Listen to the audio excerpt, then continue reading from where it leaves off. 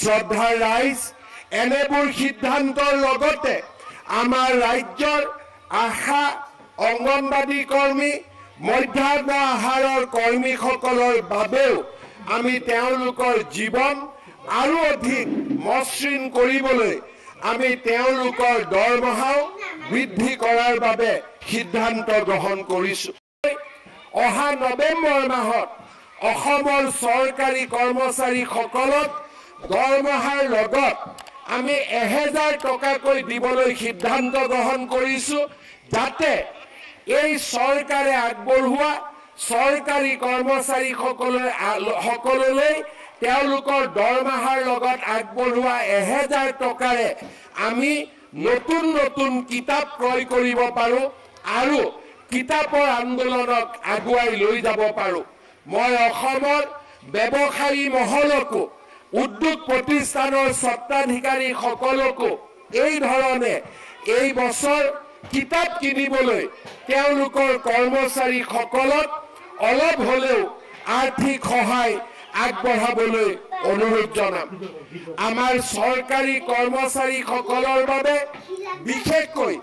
নতুন চাম চৰকাৰী কৰ্মচাৰীসকলৰ বাবে নিউ পেঞ্চন স্কিমে কৰবাত নহয় কৰবাত সন্দেহৰ সৃষ্টি কৰি আহিছিল। এই বছৰ 1 এপ্ৰিলৰ পৰা আমি আমাৰ অসমৰ চৰকাৰী কৰ্মচাৰীসকলৰ বাবে নিউ পেঞ্চন স্কিমৰ সামৰণি মাৰি United pension scheme UPS scheme আমি আৰম্ভ কৰিব বিচাৰিছো, যাৰ জৰিয়তে 25 বছৰ কাম কৰা চৰকাৰী কৰ্মচাৰীসকলে নিশ্চিতভাৱে তেওঁলোকে 50% চাকৰিকালৰ দৰমহা 50%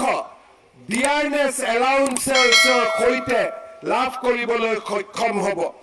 অসমৰ চৰকাৰী কৰ্মচাৰীসকলক মই আৰু এটা সুখবৰ আজি দিব বিচাৰিছো। 2005 চনৰ আগতে যিসকলৰ নিযুক্তিৰ প্ৰক্ৰিয়া আৰম্ভ হৈছিল, কিবা কাৰণত নিযুক্তিৰ প্ৰক্ৰিয়া 2005লৈ গুচি গ'ল, তেওঁলোকে ওল্ড পেঞ্চন স্কিমৰ জাগাত নিউ পেঞ্চন স্কিমৰ অন্তৰ্ভুক্ত হ'বলগীয়া হৈছিল। কাৰিকৰী অসুবিধা পিছ পেলাই মই তেনে চৰকাৰী কৰ্মচাৰীসকলকো যাৰ নিযুক্তিৰ প্ৰক্ৰিয়া 2005 চনৰ আগতে আৰম্ভ হৈছিল, তেনে চৰকাৰী কৰ্মচাৰীসকলকো ওল্ড পেঞ্চন স্কিম বা OPSৰ ভিতৰলৈ আনিবলৈ সিদ্ধান্ত গ্ৰহণ কৰিছো, যি আমাৰ ৰাজ্যখনৰ চৰকাৰী কৰ্মচাৰীসকলৰ বাবে নিৰাশাৰ পৰিৱৰ্তে আশাৰ এক নতুন সঞ্জীৱনী সুধা আৰম্ভ কৰিব। শ্ৰদ্ধাৰ ৰাইজ, এই বছৰতে আমি 2006 চনৰ আগতে প্ৰতিষ্ঠা হোৱা যিবিলাক মহাবিদ্যালয় আৰু বিদ্যালয় প্ৰাদেশিকৰণৰ আওতাৰ পৰা বাদ পৰি গৈছিলে, তেওঁলোককো আমি প্ৰাদেশিকৰণৰ আওতাৰ ভিতৰলৈ আনিবলৈ আমি সিদ্ধান্ত গ্ৰহণ কৰিছো। এনেবোৰ সিদ্ধান্তৰ লগতে আমাৰ ৰাজ্যৰ আশা, অংগনবাদী কৰ্মী, মধ্যাহ্ন আহাৰৰ কৰ্মীসকলৰ বাবেও আমি তেওঁলোকৰ জীৱন আৰু অধিক মসৃণ কৰিবলৈ আমি তেওঁলোকৰ দৰমহাও বৃদ্ধি কৰাৰ বাবে সিদ্ধান্ত গ্ৰহণ কৰিছো। শ্ৰদ্ধাৰ ৰাইজ, এই সময়ছোৱাৰ ভিতৰতে অসমৰ অৰ্থনীতি আৰু ৰাজনৈতিক পথাৰখনক সুন্দৰ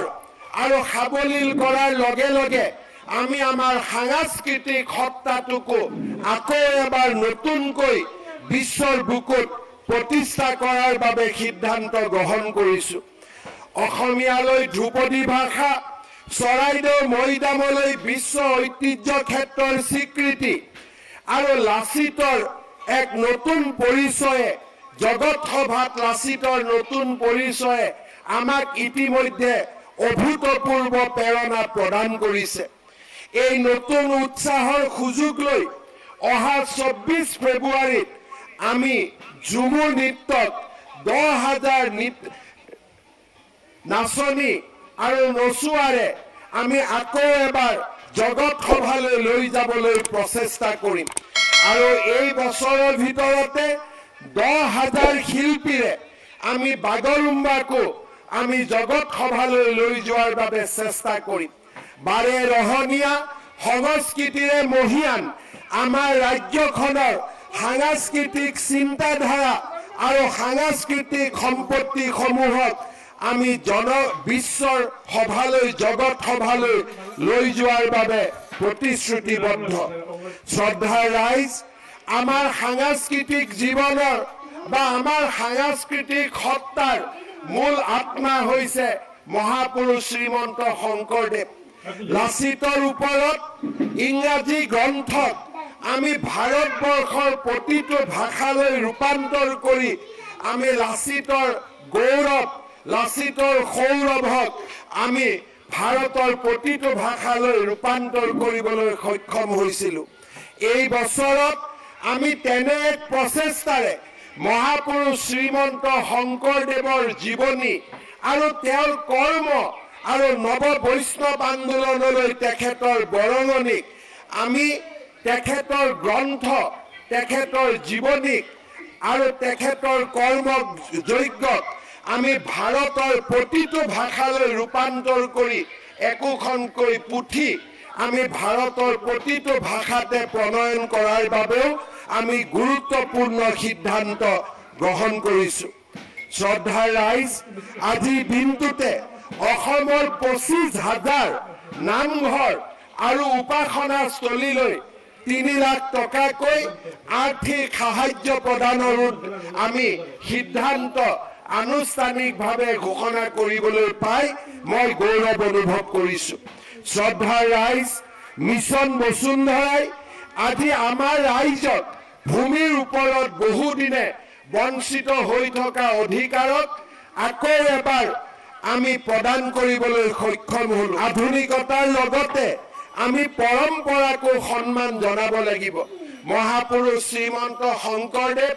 দামোদৰদেৱ মাধৱদেৱ হৰিদেৱে আৰম্ভ কৰা নৱ বৈষ্ণৱ ধৰ্মৰ আন্দোলনত যিসকল উদাসীন ভকত জড়িত হৈ পৰিছিল এই উদাসীন ভকতসকললৈও মই মাহেকীয়াকৈ 1500 টকাকৈ আগবঢ়োৱাৰ বাবে সিদ্ধান্ত আজিৰ এই গণৰাজ্য দিৱসতে ঘোষণা কৰিবলৈ পাই গৌৰৱ অনুভৱ কৰিছোঁ শ্ৰদ্ধাৰ ৰাইজ ৰাইট টু পাব্লিক সাৰ্ভিসৰ দৰে সেৱাৰ অধিকাৰ আয়োগৰ নিৰ্মাণৰ জৰিয়তে আমি আমাৰ ৰাজ্যখনৰ প্ৰশাসনিক দিশটোক এক নতুন দিগন্তলৈ লৈ যাবলৈ সক্ষম হৈছোঁ সাংস্কৃতিক জগতখনলৈ আমি এটা নতুন পৰিচয় আনি দিব বিচাৰিছোঁ গুৱাহাটীত 5,000 লোক একেলগে বহিব পৰা জ্যোতি বিষ্ণু প্ৰেক্ষাগৃহ